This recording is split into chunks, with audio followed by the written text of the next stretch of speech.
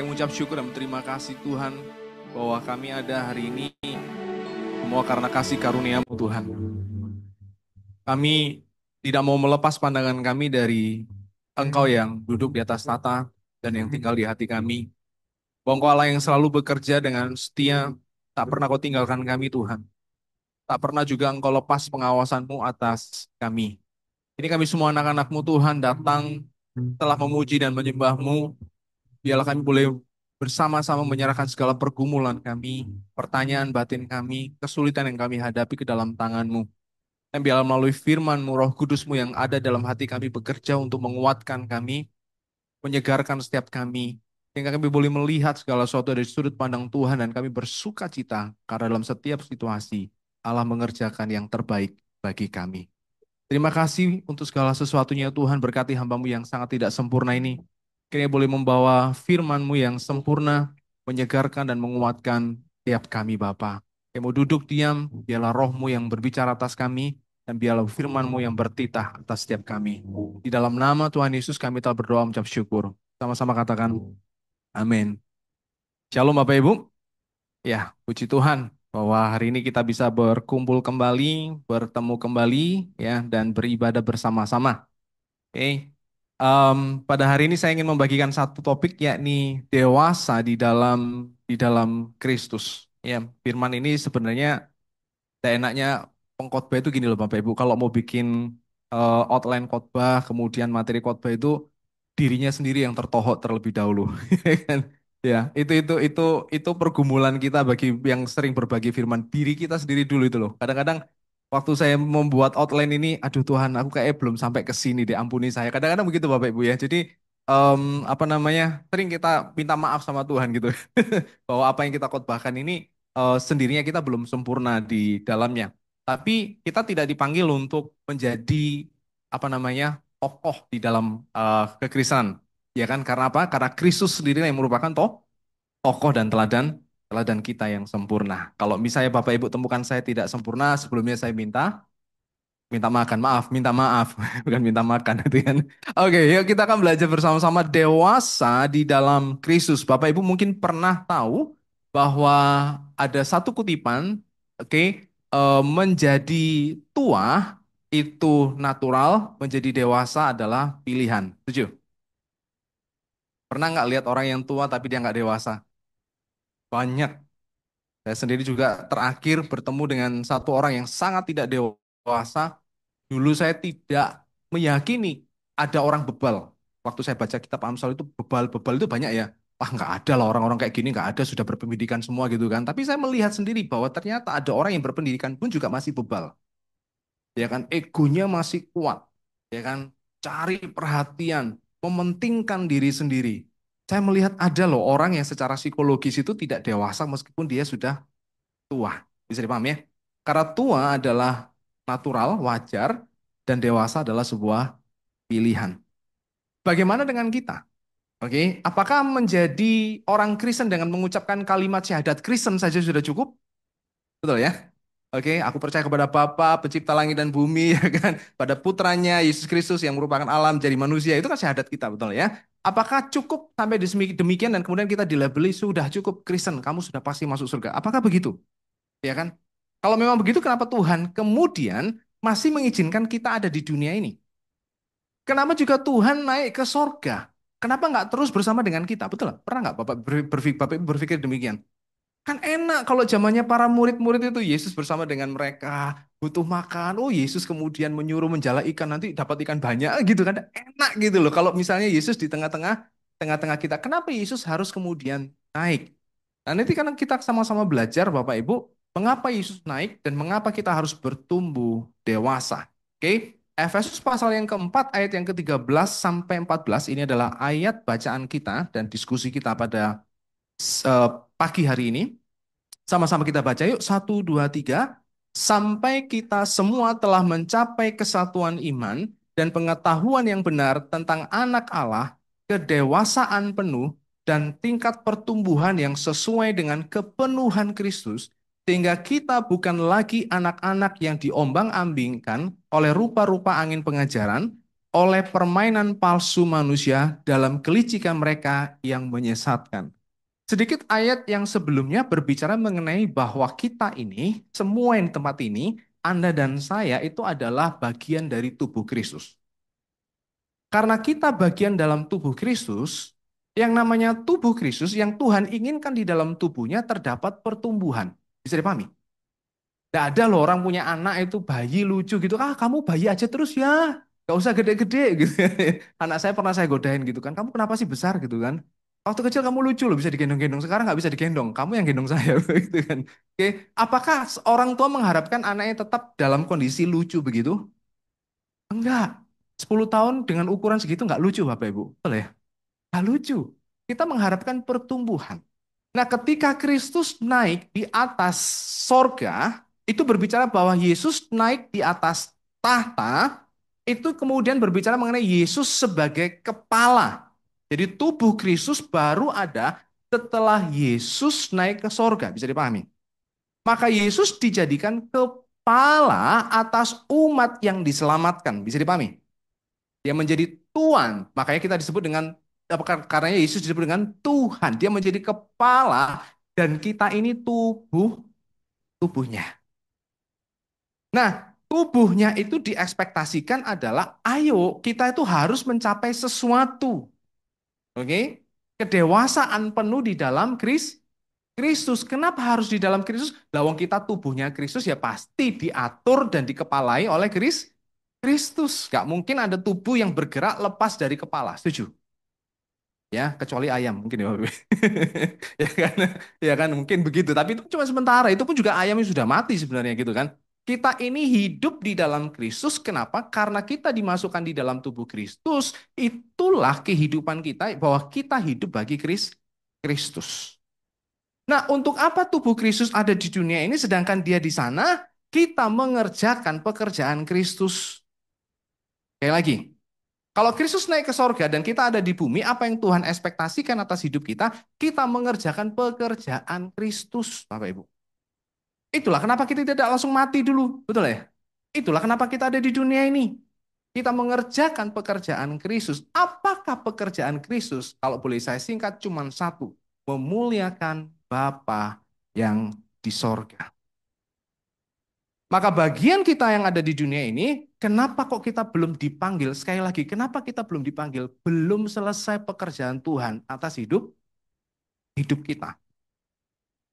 Bapak Ibu tahu nggak siapa yang berjasa atas kehidupan Billy Graham, penginjil yang terkenal? Kalau Bapak Ibu tanya, ya kan, Billy Graham itu bertobat waktu dia sekolah minggu. Guru sekolah minggunya nggak terkenal. Kita juga nggak tahu. Tapi kalau Bapak Ibu baca biografinya, dia benar-benar bertobat, terima Kristus, dan punya hati untuk memberitakan Injil kepada seluruh dunia itu gara-gara sekolah guru sekolah minggu. Yang kita tidak tahu. Artinya bahwa orang yang tidak kita tahu, level guru sekolah minggu, itu bisa Tuhan pakai untuk mengerjakan pekerjaan yang besar. Billy Graham itu menobatkan banyak, kalau Bapak Ibu sebutkan nama-nama pendeta yang terkenal di Amerika Serikat dan di Eropa, itu adalah orang-orang yang kebanyakan bertobat pada saat KKR-nya Billy Graham. Bisa dipahami? Bahwa kita ada di dunia ini karena Tuhan ingin mengerjakan sesuatu yang mungkin kita tidak tahu. Tapi pekerjaan itu kalau dilihat di akhir zaman, itu benar-benar memuliakan Tuhan. Oh ternyata Tuhan itu hebat ya. Gitu ya. Seperti itu. Nah sekarang itu bagian, itu hal yang besar. Sekarang bagian kita apa? Sebagai bagian dari tubuh Kristus. Ya, kita harus bertumbuh. Kita harus hidup di dalam Kristus. Dan hidup harus diperhatikan supaya tetap tumbuh. Jadi paham ya, anak saya punya hamster kecil gitu kan. Wah, saya just, namanya Snowy loh. Kenapa? Kulitnya putih gitu kan, bulunya putih ya. Saya suka sekali gitu kan. Tapi problemnya apa Bapak Ibu? Kadang lupa ngasih makan. Betul ya? Ternyata untuk mempertahankan hamster tetap hidup harus diperhatikan makan minumnya. Kalau Bapak Ibu ingin hidup di dalam Kristus dan bertumbuh di dalam Kristus, coba juga harus lihat asupan makan dan minum spiritual kita. Yuk kita akan lihat ya. Next. Nah, mengapa kita harus bertumbuh di dalam Kristus? Kita sudah belajar tadi bahwa sesuatu yang hidup pasti bertumbuh. Sesuatu yang hidup pasti bertumbuh. Nggak bertumbuh berarti dia nggak hidup. Even kaktus pun bertumbuh. Saya nggak tahu kaktus bertumbuh nggak ya? Bertumbuh. Selama dia hidup, tetap ada pertumbuhan. Gak mau bertumbuh, berarti mati. Lalu, apakah kita orang-orang yang hidup? Loh, ayat Alkitab jelas Galatia 5 ayat 23. Bapak, Ibu sekalian yang ada di ruangan ini, kita ini adalah orang yang hidup oleh apa? Sama-sama kita baca. Roh Kudus, R-nya besar. Hari ini kita semua hidup karena Roh Kudus. Berarti mereka yang tidak ada Roh Kudus, mereka disebut dengan mati. Masih hidup di dalam dosa. Bukankah dosa adalah kematian? Betul tidak? Berarti orang yang tidak kenal Kristus adalah orang yang hidup yang sebenarnya dirinya adalah mati di hadapan Tuhan. Tetapi kita adalah orang-orang yang dihidupkan oleh Roh Kudus. Baiklah kalau kita sudah dihidupkan Roh Kudus, mari kita dipimpin oleh Roh Kudus. Jadi kalau Bapak Ibu tanya, apa sih pertumbuhan rohani? Sederhana kok menurut ayat ini. Dipimpin Roh Kudus. Dan bukankah Roh Kudus memimpin kita dengan banyak cara? Membuat kita teringat dengan firman Tuhan yang pernah kita baca, khotbah yang pernah kita dengarkan. Ayo doa, gitu kan. Nah, sebenarnya dengan kita mengikuti dorongan Roh Kudus, kita menjadi orang yang lebih hidup, kita menjadi orang yang lebih bertumbuh, lebih dewasa di dalam Kristus. Gak ada cara lain, Bapak Ibu. Mungkin banyak orang yang mendefinisikan, oh harus ikut persekutuan, oh harus ikut seminar, oh harus sekolah teologi. Gak ada yang salah dengan itu semua. Tetapi kalau kunci ini, yakni hidup dipimpin Roh Kudus, meninggalkan itu semua, maka semua itu tidak ada gunanya. Bisa dipahami? Ya kan? Banyak loh orang-orang yang sekolah teologi, saya kan backgroundnya juga teologi. Itu mereka tahu banyak firman Tuhan, tapi tetap ada satu elemen yang hilang dalam diri mereka, dipimpin Roh Kudus. Karena pengetahuan itu hanya dipakai untuk memuaskan sisi kognitif pengetahuan dia, tidak dipakai untuk memuaskan dan menumbuhkan jiwa mereka. Bisa dipahami Bapak Ibu ya? Oke, nah yuk kita akan belajar 4 pencapaian yang harus kita laksanakan di dalam menumbuhkan rohanian kita menuju kepada kedewasaan. Oke, menuju pada kedewasaan. 4 hal saja. Oke. Nah, poin yang pertama, oke, saya ambil dari Efesus 4 ayat 13, kita tolong next, ya kan? Oke, saya coba untuk membedah ayat satu kata per kata ya. Sampai kita semua telah mencapai kesatuan iman. Ini dulu. Poin yang pertama adalah kita bertumbuh teguh di dalam iman. Next. Oke. Kita bertumbuh teguh di dalam iman. Saya dan Bapak Ibu kita punya iman yang sama. Oke? Kita punya iman yang berasal dari Injil. Tapi perhatikan baik-baik, tidak semua iman itu sama. Kalau Bapak Ibu tanya, iman yang mana Pak? Iman percaya pada Tuhan yang Maha Kuasa? Yes, itu benar. Iman yang percaya kepada pencipta langit dan bumi? Yes, itu yang benar. Tapi kalau kita mau tanya, siapakah pencipta langit dan bumi? Siapakah yang dia berkuasa? Siapakah dia yang hidup? Ini harus hati-hati. Kita meyakini dia yang hidup, dia yang berkuasa, dia Allah yang sejati, adalah Allah yang membangkitkan orang mati. Allah yang pernah punya kuasa membangkitkan orang mati. Pentingnya apa Pak? Kita memahami ini. Dengan memahami ini, kita bisa lihat kalimat terakhir, sehingga imanmu dan pengharapanmu, apa Bapak Ibu, tertuju kepada siapa? Kepada Allah. Jadi kalau orang tidak percaya kepada dia yang membangkitkan orang mati, maka imannya, pengharapannya tidak tertuju kepada Allah. Tidak semua agama itu sama. Tidak semua keyakinan itu sama. Kita akan punya iman dan pengharapan yang tertuju kepada Allah yang benar saat kita punya iman bahwa Allah yang kita percaya adalah Allah yang telah membangkitkan Kristus dari antara orang mati. Kata dia D di situ besar. Bisa dipahami? Mengapa kita berkata bahwa kita percaya dengan iman yang benar? Karena kita tahu bahwa kita adalah orang-orang yang meyakini Allah yang membangkitkan Kristus dari kematian. Kalau orang tidak mempercayai Allah Bapa yang di sorga yang membangkitkan Kristus dari antara kematian, maka imannya, pengharapannya, ibadahnya, amalnya tidak tertuju kepada Allah yang sejati. Bisa dipahami, Bapak Ibu? Maka kalau kita ketemu dengan teman-teman kita saksi Yehova, saya katakan bahwa maaf, iman dan hati mereka tidak tertuju pada Allah yang benar. Karena mereka tidak mempercayai hal yang demikian. Ada satu agama juga yang meyakini bahwa Yesus hanya sekedar nabi atau sekedar rasul atau sekedar orang baik. Meskipun mereka mencatutkan Yesus, iman dan pengharapan mereka tidak tertuju pada Allah yang sejati. Saya pernah waktu suatu saat ke India, saya lihat satu tempat sesajen Bapak Ibu, ya kan? Oke, di kompleks militer karena pernah saya diajak masuk oleh teman saya yang pangkatnya kolonel. Wah, saya lihat itu satu tempat sajen.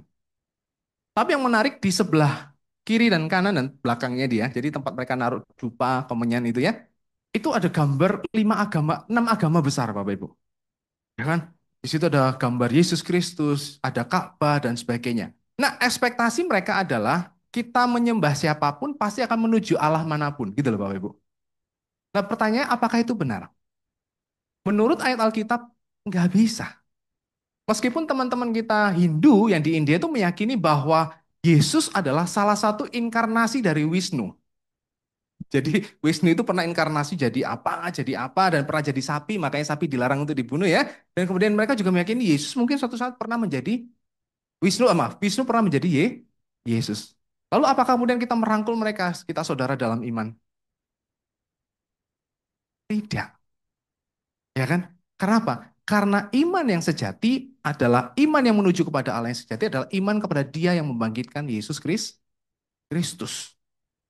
Dan itu adalah iman Abraham. Waktu di sekolah minggu kita nyanyi, Bapak Abraham mempunyai banyak sekali anak-anak. Mungkin waktu sekolah minggu Bapak Ibu belum keluar lagu ini ya. Kok nggak ada yang tahu gitu kan. Aku anaknya dan kau juga mari puji Tuhan. Kenapa kok kita disebut dengan anak-anak Abraham? Kok bukan Israel yang sejati anak-anak Abraham? Karena kita punya iman yang sama seperti Abraham. Kok bisa, Pak? Waktu Tuhan memerintahkan Ishak untuk dibunuh, supaya Bapak Ibu tahu, Ishak itu kan keturunan satu-satunya Abraham, dan atas Ishak Tuhan sendiri berkata, keturunanmu nanti keluar dari ini, Ishak. Oke, dari Ishak, udah tua, punya anak, Ishak dan keturunannya berasal dari Ishak, lalu Tuhan bilang, sembelih, korbankan, bunuh. Dan tahu nggak, Abraham nggak malu-malu dan nggak takut-takut. Dia siap menghujamkan pisau ke dada Ishak.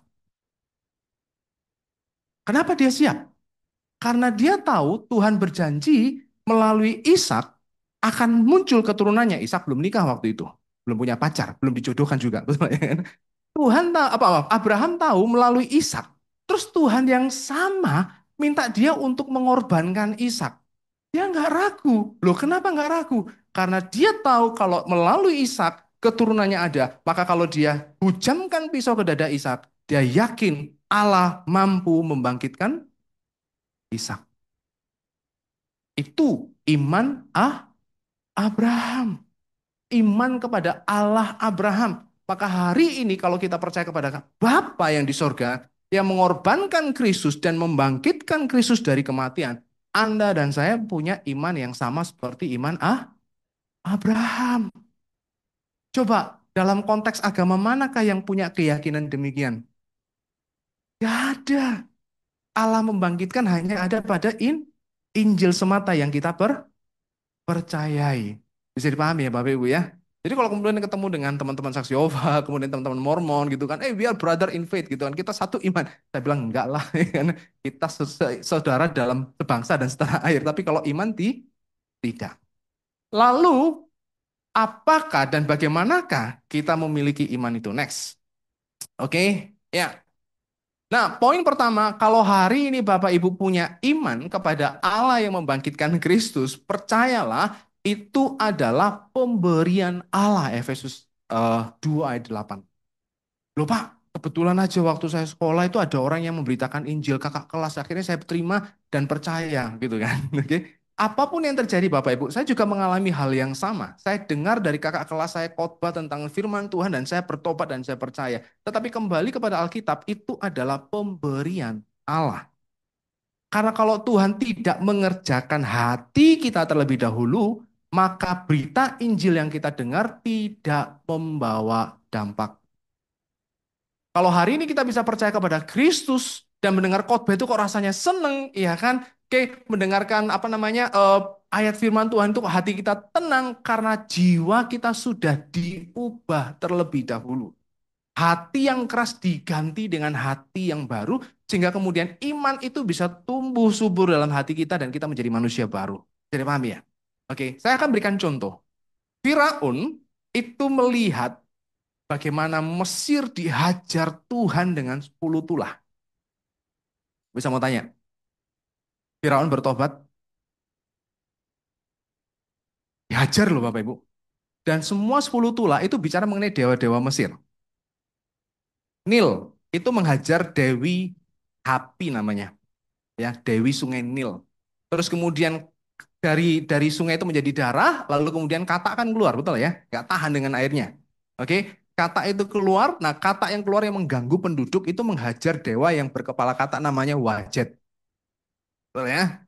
Dan ternyata katak itu karena mungkin nggak tahu beberapa orang bilang merah itu karena ada virus antraksnya, ya kan? Beberapa ahli bilang begitu, sehingga katak itu kemudian membawa virus itu ke pemukiman sehingga kulit-kulit itu jadi melepuh, ternak dan manusia itu bisa bisa mati.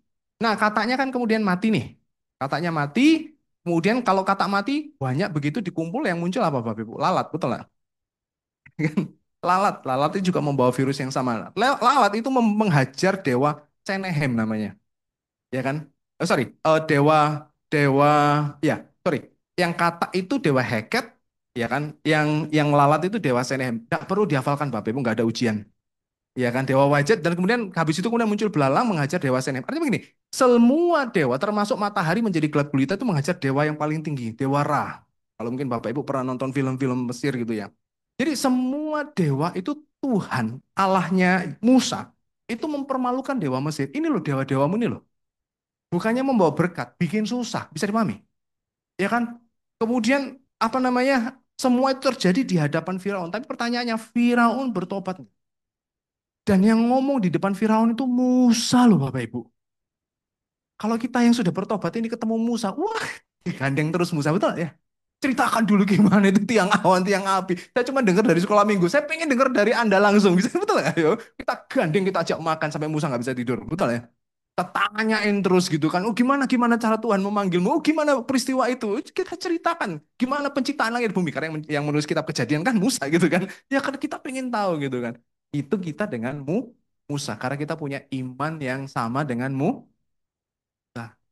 Tapi Firaun melihat perbuatan tangan Tuhan, Firaun melihat dewa dia tidak berkutik, toh tetap tidak bertobat. Itulah kerasnya hati kita saat kita masih dikuasai oleh dosa, Bapak Ibu. Kalau hari ini kita bisa mengaku Yesus Tuhan dan percaya pada Allah yang benar, itu karena betul-betul Roh Kudus bekerja dalam hati kita. Hati kita itu diganti, bukan diubah, diganti menjadi hati yang baru menurut kitab Yeremia. Diganti hati yang baru. Sehingga saat kita dengar firman, kok lain ya? Tahun lalu kita dengar firman cuek. Kali ini kita dengar firman jadi nangis. Betul nggak? Pernah merasakan itu nggak? Saya bertobat waktu saya masih SMA kelas 1. Ya kan? SMP saya rajin Bapak Ibu, ikut PD, ikut gereja, oh rajin, baca Alkitab rajin. Gak cuma Alkitab, kitab suci yang lain juga saya baca gitu kan, betapa rajinnya saya gitu kan. Tapi enggak ngefek, waktu kemudian saat diajak retreat, entah kenapa, khotbahnya juga enggak enak, ya kan. Pokoknya terima Yesus gitu-gitu doang, tapi entah kenapa hari itu saya bisa terima Yesus. Ya kan? Cuman satu, karena memang pada momen itu Roh Kudus sedang bekerja mengganti hati saya yang keras dengan hati yang baru. Entah kenapa waktu saya dengar firman, saya tersentuh dengan firman itu. Men, artinya kalau Bapak Ibu tanya, Pak, apakah Allah pernah membuat mujizat dalam hidup saya? Kalau hari ini Bapak Ibu mengaku Yesus Kristus adalah Tuhan, Roh Kudus sudah mengerjakan mujizat di dalam jiwa kita. Dan itu satu perbuatan yang sangat besar. Makanya saya katakan itu adalah satu perbuatan yang lebih hebat dibanding membangkitkan orang mati.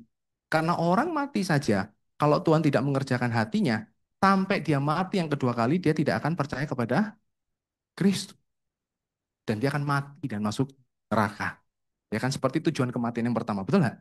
Tapi kalau hari ini kita terima Kristus, kita akan masuk dan hidup bersama-sama dengan Kristus di surga. Nah, momen yang kedua itu bagian Allah. Bagian kita adalah menumbuhkan apa yang sudah Tuhan berikan.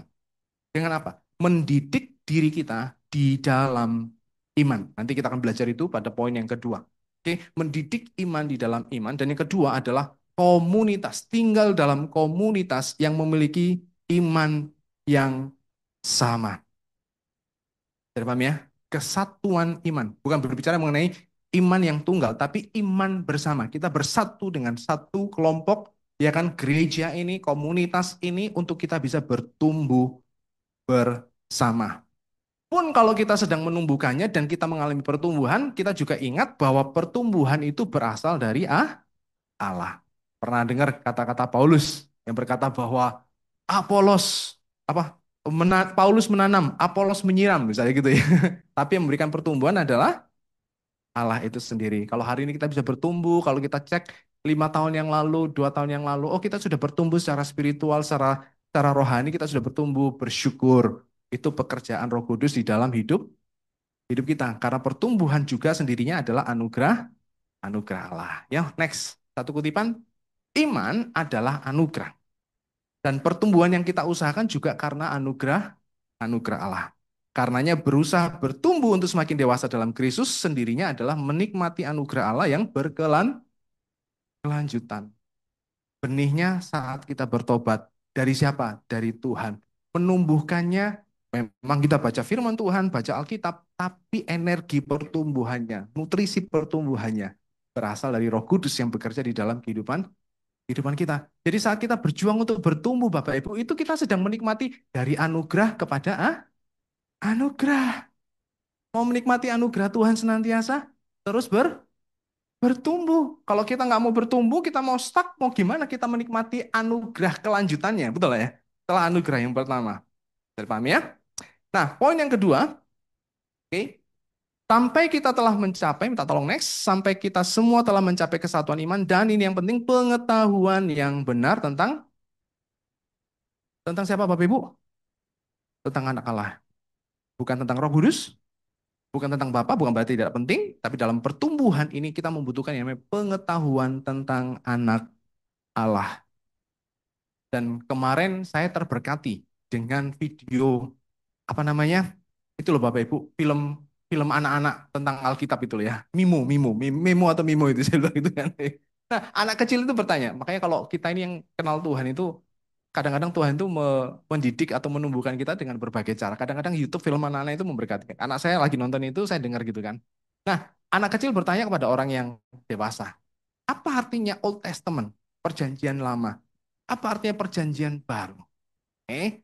Lalu orang itu menjawab, perjanjian lama adalah firman Tuhan yang berbicara mengenai itu Yesus Kristus sebelum Yesus lahir. Perjanjian baru berbicara mengenai firman Tuhan setelah Yesus lahir. Jadi paham ya? Karena kejadian sampai keluaran, sampai Maleaki, sampai kemudian Wahyu, semuanya berbicara mengenai Kristus. Karena Yesus dia pernah ngomong bahwa seluruh firman Tuhan berbicara tentang aku.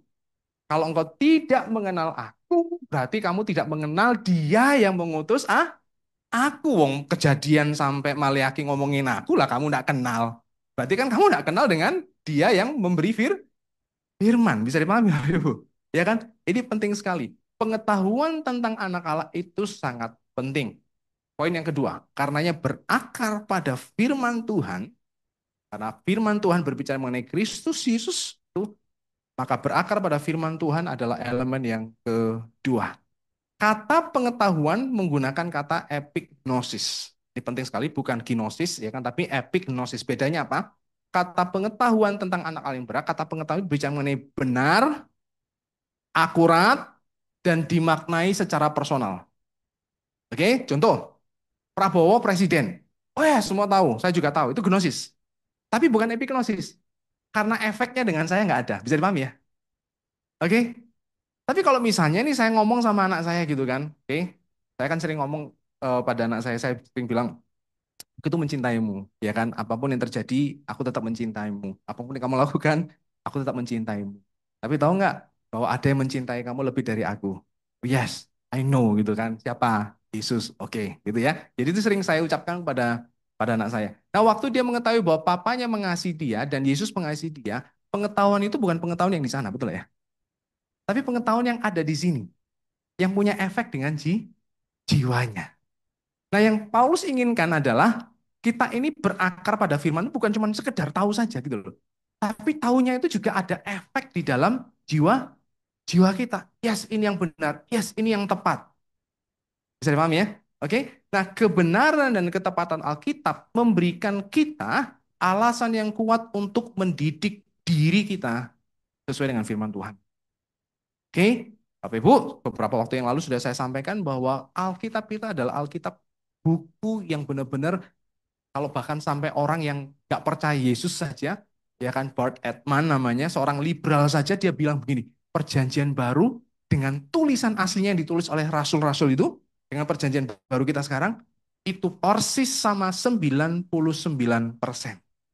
Dia hanya meragukan 1% saja. Ini orang yang nggak kenal Tuhan nih. Ya gunakan seluruh teori dan pengetahuan dia. Kalau Bapak Ibu pergi ke Gramedia, buku-buku dia sebenarnya menyindir kekristenan, menghajar kekristenan, ya misquoting of Jesus bisa gitu ya. Dia pokoknya dia melawan kekristenan. Tapi satu yang dia nggak bisa bantah, bahwa Injil yang kita baca, perjanjian baru yang kita baca, 99% persis sesuai dengan aslinya. Jadi yang kita baca ini persis kayak tulisan aslinya Paulus, aslinya Petrus, aslinya Yohanes. Dan paham ya? Kalau Anda mau serupa dengan Kristus, tidak ada cara lain selain Anda mau dididik di dalam ajaran Kristus. Kalau saya mau jadi satpam, saya harus ikut pendidikan korps satpam. Setuju ya? Kalau saya mau jadi angkatan laut, saya nggak mungkin kan di training di korps apa korpsnya satpam kan, betul ya? Saya harus masuk pendidikan. Kalau nggak salah 6 bulan gitu kan. Makanya kalau kita pernah ke Lantamal-Lantamal itu kan ada korps pendidikan untuk memproduksi tentara. Mereka harus dididik tentara, betul ya? Itu ya? Bukan satpam, betul ya? Bukan karateka, betul ya? Untuk menjadi tentara, mereka harus dididik oleh para tentara. Untuk menjadi seperti Kristus, kita harus dididik oleh Kristus itu sendiri. Firman Tuhan harus terus mengisi dan mendidik dan mentraining kita. Maka kita akan keluar menjadi orang-orang yang seperti Kristus. Ya, next. Kita perlu melakukan training in righteousness. Training di dalam kebenaran. 2 Timotius 3 ayat 16 itu bicara demikian Bapak Ibu. Segala tulisan yang diilhamkan Allah memang bermanfaat untuk mengajar. Alkitab bermanfaat untuk mengajar, untuk menyatakan kesalahan, untuk memperbaiki kelakuan, dan untuk apa? Mendidik orang dalam kebenaran. Alkitab ada itu fungsinya untuk itu loh bagi kita. Menyatakan kesalahan kita, memperbaiki kelakuan kita, dan mendidik kita. Saya suka dengan terjemahan International Standard Version (ISV). Dia menulis begini, training in righteousness. Alkitab itu mentraining kita untuk tinggal di dalam kebenaran. Kita kalau mau bertumbuh nggak bisa lepas dari Alkitab, bahan trainingnya dari situ. Bisa dipahami ya. Oke, kalau Bapak Ibu mungkin suka apa workout gitu ya. Oke, alat-alat yang kita pakai cuma satu. Alkitab, nggak ada lagi yang lain gitu kan.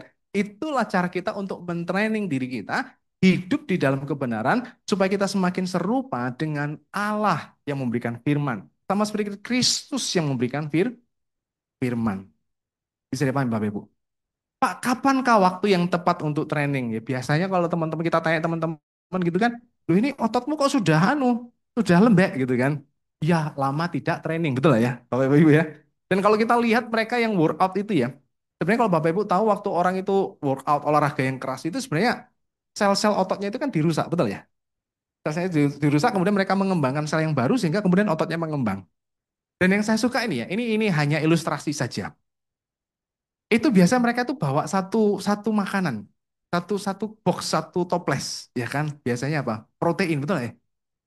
Mereka nambah protein tambahan. Kenapa? Waktu workout itu otot-otot ini kan pecah semua gitu kan? Nah, harus diganti dengan sel yang baru. Nah, untuk bisa menumbuhkan sel baru dengan cepat dibutuhkan nutrisi yang lebih banyak, dibutuhkan protein yang lebih lebih banyak. Nah, kalau Bapak Ibu tanya, kapankah waktu yang tepat untuk kita mentraining diri kita tinggal di dalam kebenaran atau menerapkan firman Tuhan di semua season? Tetapi season yang paling baik dari sudut pandang Alkitab ya, adalah saat kita menghadapi masalah. Saat orang itu kan workout itu kan sebenarnya susah betul kan? Makanya tulisannya di tempat gym itu kan no pain no gain gitu kan. Gak susah, nggak dapat keuntungan gitu kan. Kan susah Bapak Ibu, ya kan? Angkat besi dan sebagainya gitu kan. Tapi waktu saat mereka kemudian berusaha keras dan mereka kekurangan protein, mereka menambah asupan protein. Dan dengan demikian justru mereka bisa lebih lebih kuat. Angkat barbel itu lebih lebih kuat. Saya aja 5 kilo 5 kali ngos-ngosan gitu kan. Dia 50 kilo. Oh begitu kan. Loh kok bisa gitu kan. Ya karena dia sering training betul lah ya. Dan kalau boleh saya katakan dia sering menyakiti dirinya sendiri betul lah ya. Gitu kan. Wah gitu kan sudah kuat gitu, sudah sakit semua badan-badannya, tambah protein. Betul lah. Jadi kalau misalnya kita menghadapi masalah, percayalah, jangan tinggalkan firman Tuhan. Kalau bisa tambah asupan firman. Dengan demikian otot rohani kita semakin semakin kuat. Keserupaan kita dengan Kristus juga semakin jelas. Next. Keserupaan dengan Kristus hanya dapat dicapai dengan mendidik diri kita sesuai dengan ajaran, perintah, dan teladan Kristus. Mau jadi serupa dengan Kristus, masuk dalam pendidikan Korps Kristus. Betul ya? Yang training Kristus, ya kan, dan dilatih sesuai dengan instruksi Kristus. Poin yang ketiga, next. Sampai kita semua telah mencapai kesatuan iman dan pengetahuan yang benar tentang anak Allah, kedewasaan penuh dan tingkat pertumbuhan yang sesuai dengan kepenuhan Kristus. Kalau kita bicara mengenai kepenuhan ini, saya bersyukur, ya kan? Kata kepenuhan itu sesuatu yang sifatnya kayak gak akan selesai, betul ya? Oke, kalau Bapak Ibu mau tanya kepenuhan yang tidak pernah selesai itu, lihatlah ibu-ibu yang di pasar, ya kan? Kalau misalnya nih beli beras, eh, apa namanya? Kalau dulu kan kilo, apa kalau sekarang kan kiloan kan dulu, tapi kan dulu kan literan, betul ya? Satu box ini satu toplesnya 1 liter mas gitu kan, gitu, bu gitu kan. Nah waktu dia ngambil beras, wah, terjadilah perdebatan. Apakah beras ini penuh atau tidak, betul nggak? Wah, gak bek iku. Lha iki bek, Bu. Iki penuh iki, Bu. Gak penuh. Ayo, tambahin dikit gitu kan, seret gitu kan. Wah, ada yang kurang gitu kan. Dia ambil tangannya, ditumpahkan sehingga kemudian gundukannya jadi begini. Nah, itu sudah penuh betul ya. Oke, definisi penuh itu menjadi perdebatan gitu kan. Nah, saya suka dengan kata penuh itu berbicara mengenai sesuatu yang tidak akan pernah selesai. Kita harus penuh senantiasa, dan penuh senantiasa di dalam Kristus. Oke? Nah, next. Poin yang ketiga adalah setelah kita apa namanya? Teguh di dalam iman, kemudian berakar di dalam firman. Nah, poin yang ketiga adalah semakin mirip dengan Kristus. Kalau Bapak Ibu mau mengukur pertumbuhan kita adalah begini. Saya suka dengan John MacArthur. Kebetulan beliau barusan meninggal beberapa hari yang lalu ya. Satu tokoh em, eksposisi yang sangat terkenal. John MacArthur begini, selalu ukur dirimu dengan Kristus. Kalau kamu ukur dirimu dengan orang lain, pilihannya dua. Kamu minder karena dia lebih baik, atau yang kedua, kamu sombong karena dia lebih rendah dibanding kamu. Nah, ukur dirimu dengan Kristus. Kamu akan tahu betapa kamu masih kurang. Tapi kamu tidak rendah dan tidak merasa minder karena kamu tahu dia mengasihi kamu dan senantiasa memberikan anugerahmu untuk menjadi lebih lebih baik. Wah, saya suka dengan kata-kata John MacArthur itu. Selalu lihat diri kita dengan Kristus. Ya. Nah, sekali lagi, kenapa Pak kita harus serupa dengan Kristus? Ini misi Tuhan. Bahwa Anda dan saya merefleksikan kasih Tuhan, merefleksikan sifat Tuhan. Jadi orang nggak bisa lihat Yesus sekarang, karena kita nggak bisa temukan Yesus alamannya di mana, karena dia sudah naik di surga. Maka bagian kita tubuh Kristus merefleksikan sifat-sifatnya. Memuliakan Kristus melalui tingkah laku kita. Memuliakan Kristus melalui ide-ide kita. Kalau boleh saya gambaran seperti ini Bapak Ibu. Matahari dan bulan. Oke, begitu matahari terbenam, oke, yang menerangi bumi adalah bulan. Tapi bulan tidak mengeluarkan cahaya, setuju? Bulan hanya merefleksikan sinar matahari. Itu kita. Cahaya itu tidak keluar dari diri kita. Kita ini adalah orang-orang yang mengeluarkan cahaya yang sudah Tuhan berikan kepada kita. Kita menerangi dunia ini adalah dengan kita membawa terang Kristus di dalam hidup hidup kita. Makanya yuk kita belajar untuk berbicara seperti Kristus, merespon seperti Kristus, sabar seperti Kristus. Ya kan? Hendaklah, ya kan? Apa yang baik, yang berkenan itu yang kita pikirkan. Karena memang kita di dunia ini hidup merefleksikan Kristus. Next. Allah itu masih bekerja Bapak Ibu di dunia ini untuk memuliakan dirinya, ya kan? Dan ini menarik, ia mengerjakannya melalui kita. Berbahagialah mereka yang membawa damai, betul ya? Karena mereka lah yang punya kerajaan Allah. Siapa yang membawa damai itu? Kita. Hendaklah kamu lemah lembut sama seperti Kristus lemah lembut. Hendaklah kamu murah hati sama seperti Bapamu di surga murah hati. Kenapa kita harus lakukan itu semua? Bukan supaya kita mencapai surga. Enggak. Tapi karena itulah kita di apa ya? Itulah tujuan hidup kita. Semakin serupa dengan Kristus. Semua yang kita lakukan demi Kristus. Sabar demi Kristus. Baik demi siapa? Membawa damai demi siapa? Demi Kristus. Semua demi Kristus. Semua demi Kristus. Semua demi Kristus.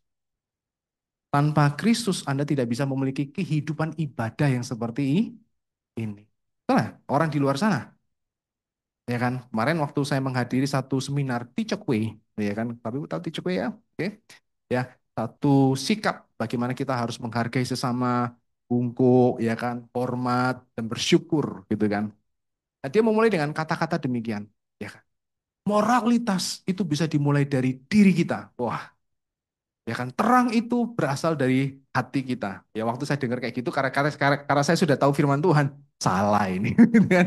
Oke, moralitas kita sudah dicemari oleh dosa. Ya ini dosa adalah mementingkan diri sendiri, bukan mementingkan Tuhan. Dan memang benar, pada satu saat kemudian dia berkata begini, saat kita senyum kepada orang lain, kita sedang menabung kebaikan. Menabung kebaikan. Menabung kebaikan. Senyum sama 100 orang menabung kebaikan. Supaya apa? Nanti waktu kita mengalami kecelakaan, kesulitan, tabungan itu bisa dipakai untuk membayar kita keluar dari masalah tersebut. Ngerti ya Bapak Ibu? Bisa paham ya? Oh, problemnya satu. Yang dia lakukan adalah untuk diri sendiri. Kalau kebaikan, ibadah, perbuatan baik adalah untuk kepentingan diri sendiri, maka itu tidak punya efek apa-apa kepada Allah Bapa yang di surga. Bersyukur kita di dalam Kristus. Sehingga kita bisa menghidupi apa yang Kristus katakan. Di dalam aku, kamu dapat berbuat sesuatu. Di luar aku, kamu tidak dapat berbuat apa-apa. Amalmu sia-sia, kebaikanmu sia-sia, kemurahan hatimu sia-sia, kesabaranmu sia-sia. Oke? Maka dengan demikian poin yang keempat, terakhir, kita mampu menolak kesesatan. Sesat itu, waduh, keren banget ya Bapak Ibu ya. Banyak. Saya suka dengan John MacArthur, salah satu tokoh yang sudah saya sebutkan tadi yang barusan meninggal. Ketika dalam berita, misalnya tentang LGBTQ, ada gereja yang mengizinkan pernikahan LGBTQ, itu yang diundang John MacArthur. Ya kan? Dia dipakai. Oke? Menurut Anda bagaimana? Dan selalu kalau dia jawab Bapak Ibu, kalah semua lah ya. Lawannya kalah semua. Secara lembut loh ya, bukan secara kasar loh ya. Jangan bayangkan debatnya seperti Esra Soru dengan yang lain gitu kan. Selalu lembut dia bilang. Ya kan selalu satu contoh misalnya kemarin ada satu tokoh politik yang mengatakan, saya dari gereja tertentu, saya mengizinkan pernikahan apa namanya sesama sesama jenis. Kan kita harus menjaga kasih sayang di antara semuanya. Dan mereka terjawab, simpel aja. Anda tahu firman Tuhan? Anda tahu Alkitab? Ya saya tahu. Kamu percaya Alkitab adalah firman Tuhan? Mulai gelisah dia. Pertanyaan apa itu? Loh, jawab saja. Kamu percaya nggak Alkitab firman Tuhan? Iya, saya percaya. Bukankah Yesus mengutuk apa? Pernikahan homoseksual? Bukankah Tuhan tidak menciptakan gender yang ketiga? Itu semua firman Tuhan. Bagaimana? Gitu ya, Bapak Ibu ya. Ngerti ya? Nah, Anda bisa bayangkan dunia tanpa John MacArthur. Dunia tanpa orang Kristen yang berakar pada firman Tuhan. Dunia tanpa orang yang benar-benar teguh di dalam iman yang sejati. Apa yang terjadi? Dunia bukannya menjadi lebih baik, melainkan semakin semakin buruk, semakin rusak, semakin busuk. Itulah fungsi kita sebagai garam.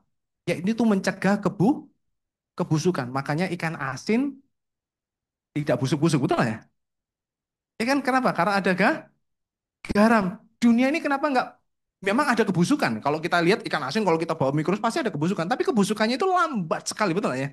Lambat sekali dibanding ikan yang tidak diberi garam, betul ya? Nah, kenapa ini dunia ini masih belum begitu sangat-sangat buruk? Karena ada kita, karena ada orang Kristen. Dan kenapa di tahun ini Tuhan tempatkan kita di tahun ini di negara ini sederhana. Tuhan mau pakai kita menjadi garam untuk mencegah kebusukan yang ada di dunia ini dan di negara kita. Oke? Nah, dengan kita bertumbuh Bapak Ibu, kita terhindar dari kelicikan mereka yang menyesatkan. Oke? Kita terhindar dari kejatuhan dosa juga. Daud berkata, hanya dengan menyimpan janjimu, aku tidak berdosa.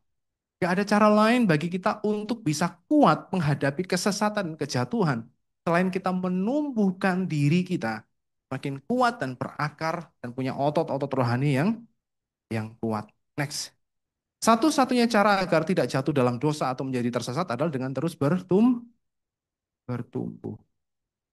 Dengan bertumbuh kok Bapak Ibu. Mereka-mereka yang memilih jalan untuk masuk dalam sekte-sekte yang sesat, satu kekurangan mereka. Pertumbuhan mereka tidak kembali kepada firman Tuhan. Sudah paham ya? Oke.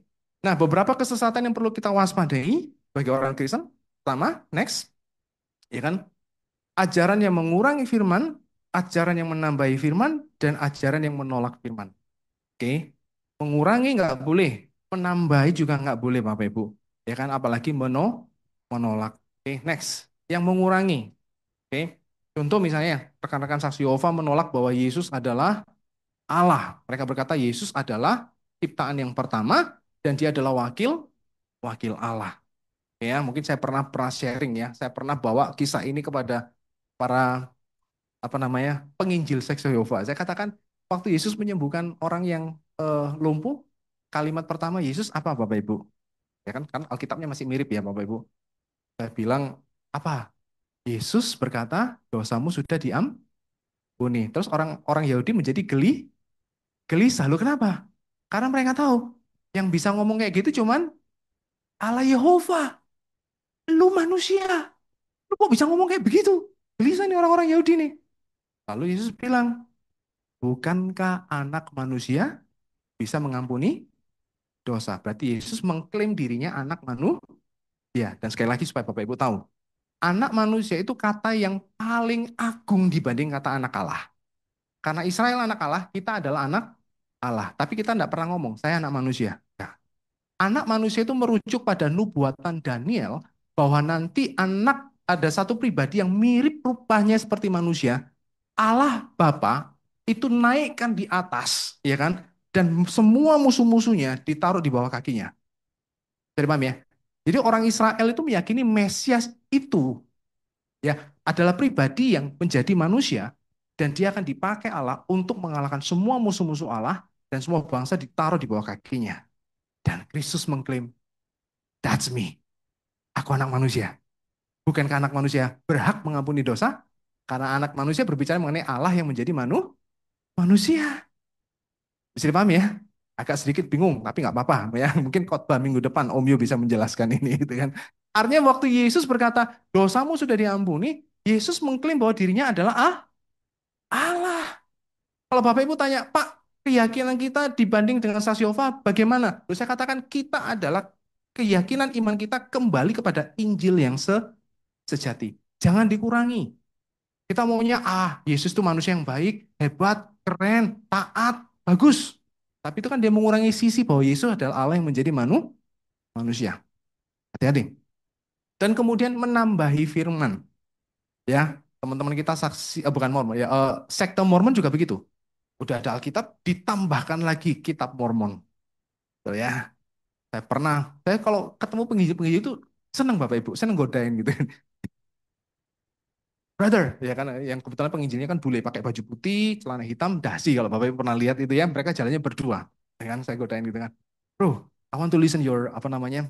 Your sermon, your preaching gitu kan, gitu kan. Oh ya, dia cerita-cerita gitu kan. Sudah gitu. Terakhir saya minta, boleh nggak saya minta Alkitabmu? Oh, dia buka gitu kan. Ya, sudah dikasih gitu kan. Oke, saya minta alamatmu, saya kasih alamat palsu Bapak Ibu.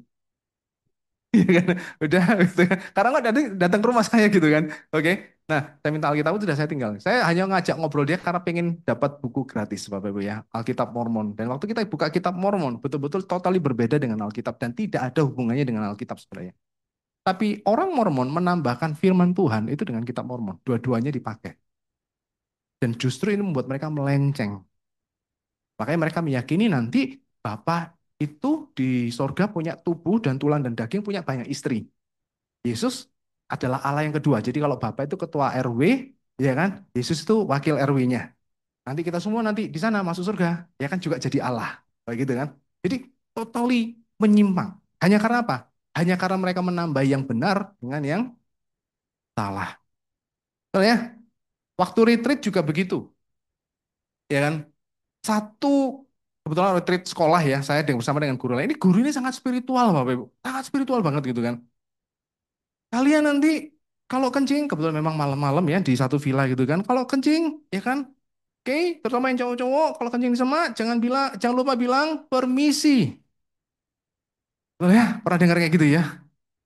Nanti marah penunggunya. Kaget saya Bapak Ibu. Ini orang ini kalau kalau ketemu ya kan, saya ngomong selamat pagi, dia langsung ngomongin ayat, betul ya? Tapi dia menambahkan pengetahuan firmannya dengan pengetahuan yang tradisional. Betul ya? Kalau boleh saya katakan ini namanya sinkritisme. Jadi menambahi. Ya kan? Saya bisa nggak bisa bayangkan kalau misalnya mereka kemudian kencing gitu ya kan. Permisi, terus penunggunya jawab, silahkan gitu kan. Pak, kabur Bapak Ibu, kocar kacir gue. Betul ya? Oke, nggak masuk akal. Nah, ini menambahkan hati-hati, hati-hati. Oke. Nah, poin yang ketiga adalah hati-hati dengan ajaran yang menolak firman. Next, sekali lagi Bapak Ibu. Terutama mungkin Bapak Ibu pernah dengar di YouTube atau di mana bahwa ada satu ajaran yang mengatakan Alkitab kita sudah dipalsukan. Yang asli sudah tidak ada lagi. Ya kan? Kembali ke gambar yang tadi. Ya kan? Sekali lagi ini mungkin pernah saya sampaikan. Ini adalah gulungan laut mati yang berisi dokumen-dokumen perjanjian lama Bapak Ibu yang tes karbon dan juga bentuk tulisannya ditulis 200 tahun sebelum Yesus lahir. Jadi kita punya perkamen perjanjian lama yang usianya 2225 tahun yang lalu. Kalau itu adalah sebuah kelompok yang mengatakan bahwa Alkitab kita dipalsu, tanya kapan, di mana, betul ya? Terjadinya di mana? Nah, waktu dibandingkan dengan Alkitab kita sekarang, Bapak Ibu, tidak ada perubahan sama sekali. Kalaupun ada perubahan, tidak terlalu penting. Hanya perubahan kata yang tidak terlalu mengganggu doktrin dasar kita. Bisa dipahami, Bapak Ibu ya?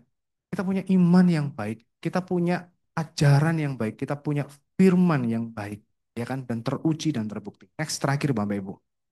Dewasa di dalam Kristus adalah begini. Kita berupaya untuk semakin teguh dalam iman dan berakar pada firman agar menuju pada kesempurnaan dengan Kristus. Dengan demikian kita menghidupi misi Allah atas kita, yakni memuliakannya dan terhindar dari kesesatan yang menyimpangkan kita dari misi Allah. Kalau Bapak Ibu kemudian menyimpang misalnya, ya kan contoh masuk dalam kelompok Sasiova, hidup Anda sudah tidak lagi memuliakan Kristus. Anda kehilangan momen untuk menjalankan misi Anda di dunia ini, yakni hidup bagi Kristus dengan memuliakan Bapa yang di sorga. Mari kita berdoa. Bapak terima kasih buat firman-Mu yang mengajarkan kami pada hari ini Tuhan. Bahwa kami tahu bahwa Tuhan menghendaki kami terus bertumbuh. Tuhan menghendaki kami untuk setiap kami masing-masing dipakai di dalam misi-Mu Tuhan. Menjadi bagian dari tubuh Kristus. Tidak ada satupun dari diri kami yang tidak terpakai Tuhan. Setiap kami adalah bagian dari tubuh Kristus yang memiliki fungsi dan memiliki pengaruh terhadap dunia ini. Pimpin dan tolong kami untuk boleh menjalankan misi itu Tuhan dengan menumbuhkan hidup kami, menumbuhkan hati kami, menumbuhkan pikiran kami, menuju pada keserupaan dengan Engkau. Kami sekali lagi mohon anugerah-Mu Tuhan sekali lagi untuk boleh membuat kami bertumbuh Berikan kami tempat yang baik. Berikan kami komunitas yang ada di tempat ini yang baik Tuhan. Sehingga kami boleh saling memperhatikan, saling mendorong Tuhan. Sehingga kami semua bertumbuh di dalam Injil. Dan setiap kami boleh merefleksikan Kristus di dalam hati dan pikiran kami dan kehidupan kami sehari-hari. Terima kasih banyak Bapak. Di dalam nama Tuhan Yesus kami telah berdoa menjawab syukur. Amin. Tuhan Yesus memberkati.